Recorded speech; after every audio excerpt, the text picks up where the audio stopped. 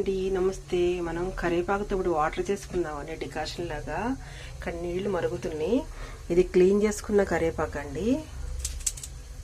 ఇట్లా వేసేసి ఒక 5 మినిట్స్ అట్లా బబుల్స్ వచ్చేలాగా మరగనిద్దామండి. ఇట్లా బబుల్స్ రావాలండి. ఇట్లా బబుల్స్ వచ్చాక లైట్ గ్రీన్ కలర్ వస్తున్నాయి కదండి ఇవి.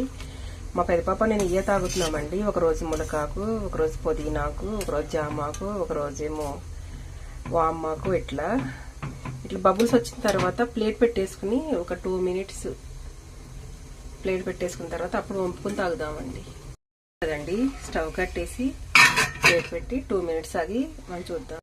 కలర్లు మారినాయి కదండి. ఇట్లా వడబోసుకుందాం.